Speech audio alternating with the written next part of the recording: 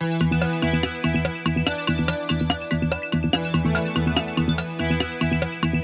festival is celebrating 20 years. I'm Jill Horner. This is Comcast Local Edition.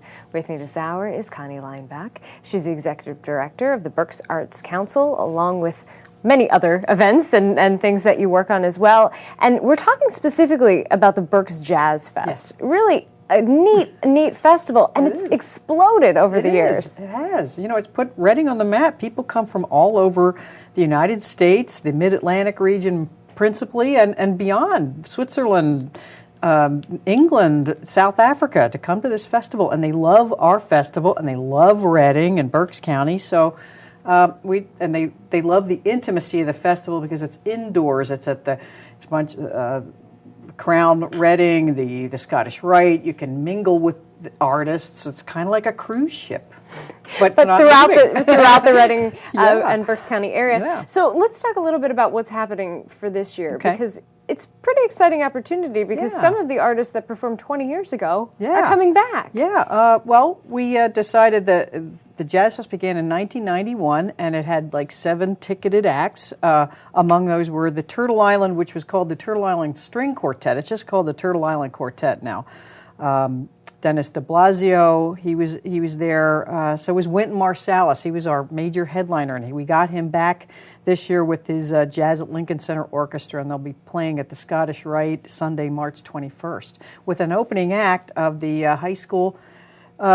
Berks High School All-Star Jazz Band. What a great opportunity for those young musicians to open for Wynton Marsalis. Really an incredible opportunity. And we have the option of seeing a variety of different artists, a variety of different price points. Some of the tickets start at just $10. But this is not what we would think of, or some people would think of, as traditional jazz. Some of it is, but it really is far-reaching. Yeah, it's pretty diverse. I mean, we're known as to being very diverse. It's contemporary jazz, which is your Boney James, your Chris Bodie, those kind of folks. And Keiko Matsui's coming back. She hasn't been back here since 1999. And you have traditional jazz like Frank Vignola, the Turtle Island Quartet, the Yellow Jackets, those kind of people. Of course, Wynton Marsalis, too, because they're the foundation of it.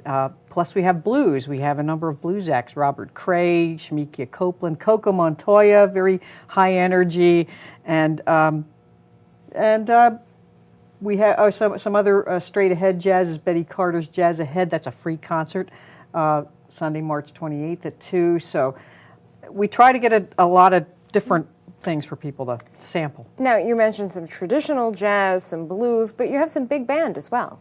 Yeah, let's see. Big band would be the high school all-star jazz band. Wynton Marsalis's band is a big band. And a lot of that is to try to, well, that's part of the jazz idiom, and it also is a celebration of Frank Scott, who was a local jazz musician here. He was a saxophone player, and he had a big band. And so we like to always have big band because people love big band. Now, we mentioned the connection to young people in the community, but there's also a connection to art. Yes, well, we have a art show called The Art. It's actually in honor of Frank Scott, the Frank Scott Memorial Art Show called The Art of Jazz, and it's founded by Jerry Holleran, who also helps support the festival, and he's an artist himself.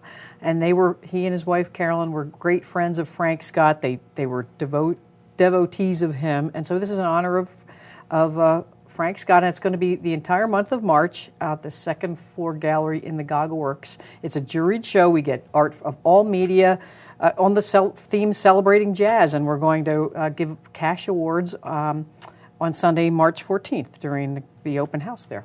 Now, the Jazz Fest this year is happening March 19th through the 28th. Yes. We just have a short time left. Sure.